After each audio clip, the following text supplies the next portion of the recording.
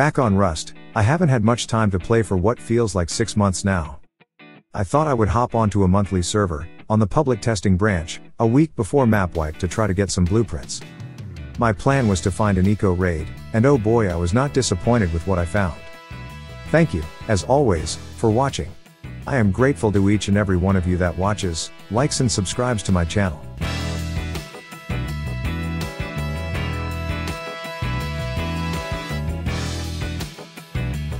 After only my second respawn, I came across this. A half wooden wall, eco-raidable, and what appeared to be 2 high foundations.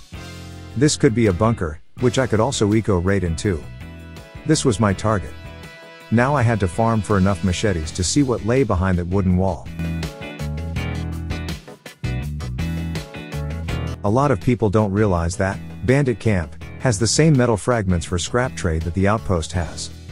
Each water jug, when recycled, will give you 50 metal fragments. That is 25 scrap for 250 metal fragments, the same cost as the outpost shop.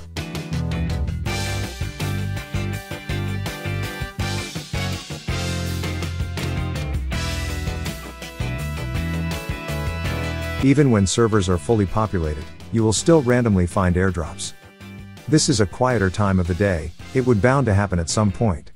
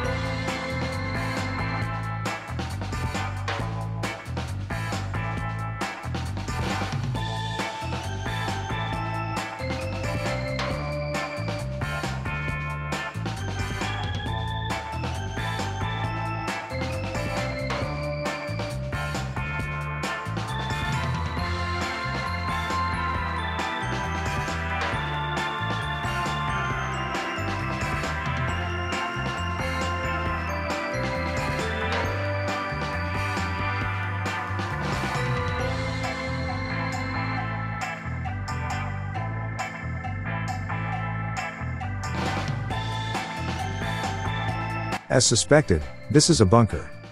The 2 foundations show 100% stability. The middle is 31% stability, meaning it is a floor and not another foundation. This is a common Rust bunker design. Great news is this can be eco-raided with spears, and it isn't too expensive or time consuming. To raid a stone foundation with spears takes about 10 to 11 minutes. With an armored door on the outside, I am excited to see what is inside.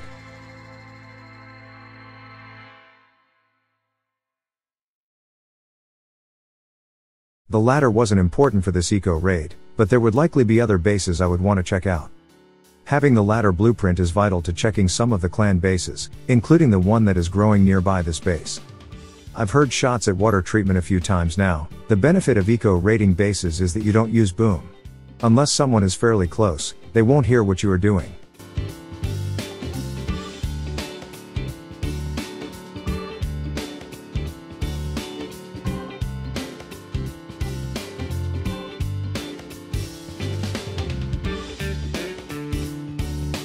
To eco-raid this stone foundation, I will need around 23 wooden spears in total. The good news is, that if you craft around 12 or 13 wooden spears, once you have used their durability, you can craft them into stone spears as long as you have the stone. This way, you'll only need around 12 or 13 spears and enough stone to craft them into stone spears once you've used them. It might sound a lot, but it really isn't. 12 wooden spears is less than 4k wood, and upgrading to stone spears only taken an extra 50 stone each. Don't let the night time stop you either. Use your hammer to highlight the foundation to see where you are hitting. Try to hit the middle of the foundation. I think this maybe causes the most damage. Correct me in the comments if I am wrong.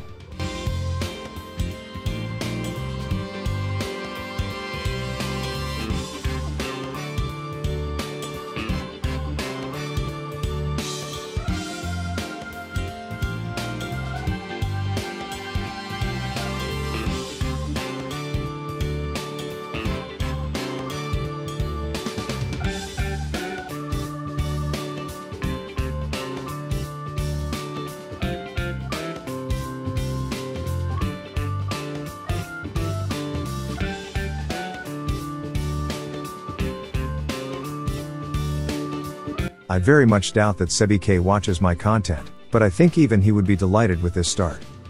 A box of guns, a box of comps, C4 and much more, and not a single explosive used, apart from the satchel that blew up the TC that is. My only goal for this wipe was to eco raid and get some scrap for blueprints. My next step is to take the best comps I can to bandit camp. I'll also take some of the items I want to learn, including some guns, ammunition and the C4.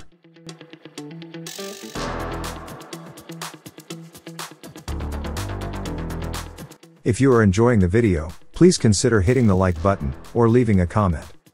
For small channels like mine, it really means a lot and helps so much. Thank you.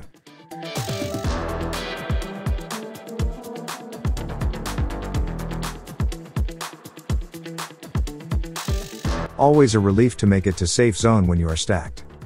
I don't think I have gone from a rock to C4 in such a short space of time. Maybe that should be the video title. It isn't even clickbait. Bandit beats the outpost for me, selling high quality metal, especially when recycling components is huge.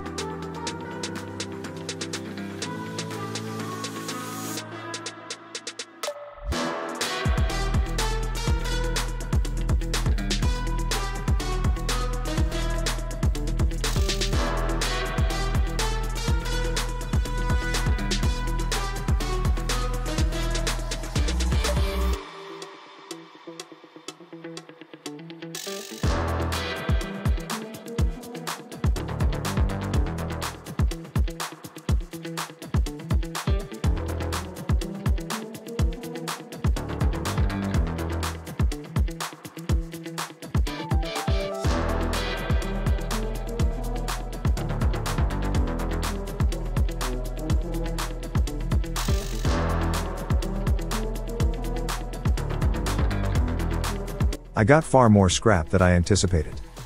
Rather than run home, I'll kill and respawn and bring some more items to research. The metal face mask and chest piece are good to learn. I don't find these as often as others, and I think it helps running cargo with better gear.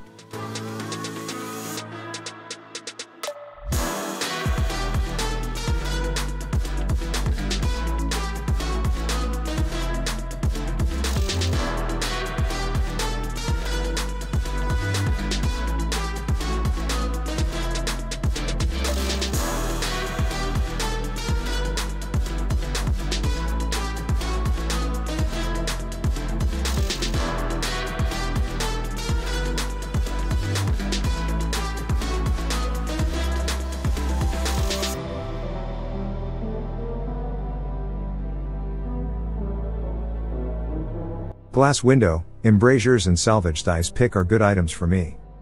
My tool cupboard is usually behind the glass and embrasure, and the ice pick means I have one less research needed to reach garage door. I only plan to play for 2 to 3 hours maximum. I am still under 2 hours in at this point.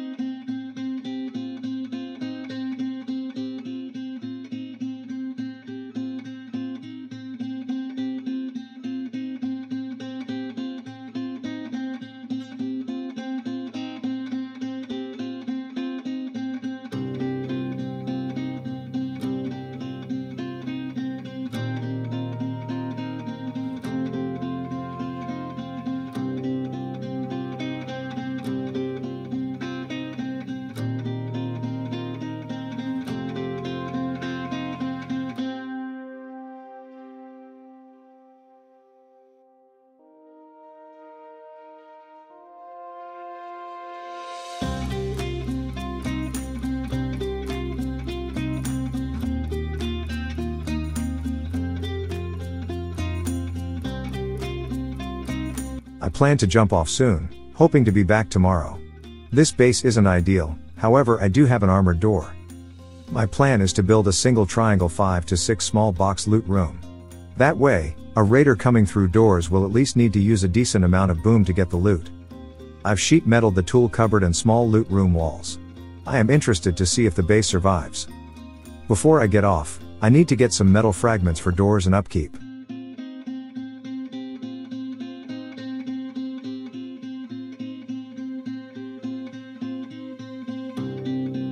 I'd highly recommend these types of loot rooms. It utilizes space well, and forces raiders through more doors to loot. Some raiders will look at a triangle and not see it as worthwhile. Behind a single door, you can really only get 5 small boxes in, as the top back one isn't accessible. For a double door it is different though, you can fit 6 small boxes. You'd be amazed at what you can fit inside a single triangle foundation.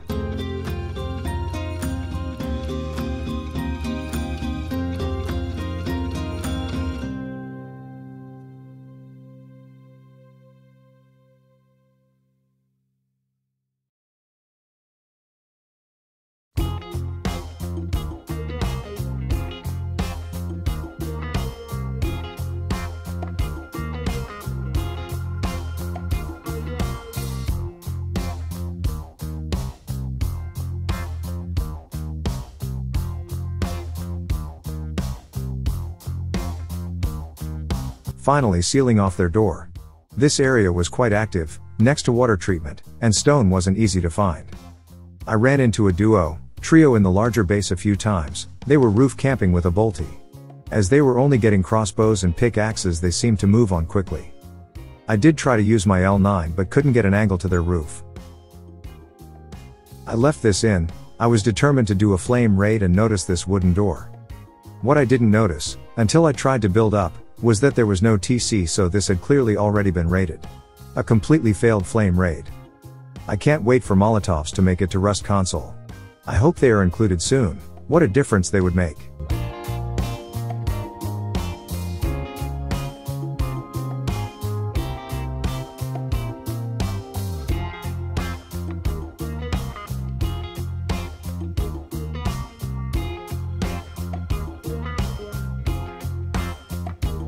Well, within 2 hours of logging on I had completed an eco raid, probably gained over 4k scrap and researched so much of what I will need for next wipe.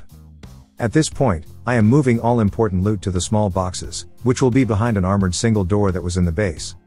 Servers die down quite quickly towards the end of the month, offline raiding will be very likely, but will they get the loot?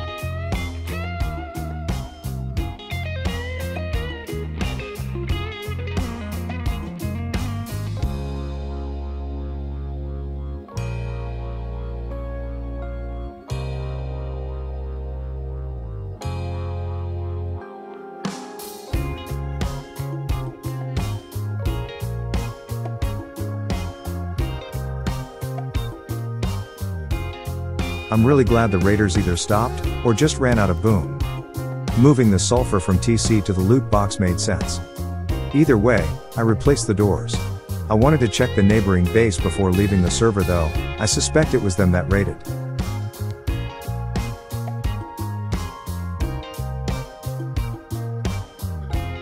I went over to the neighbor's base to check it out. I could hear someone talking inside. I laddered up to see what was going on. It turned out they had been raided. I think the raiders were giving the base to a duo inside the base. As soon as he took out that mace I darted around as fast as I could. It was a lot of fun and some good wholesome rust. Unfortunately, this is where this journey ends for me. Hopefully this shows you that you can have fun in Rust, even if you only get a couple of hours to play. Until next time, thank you so much for watching, it means so much to me.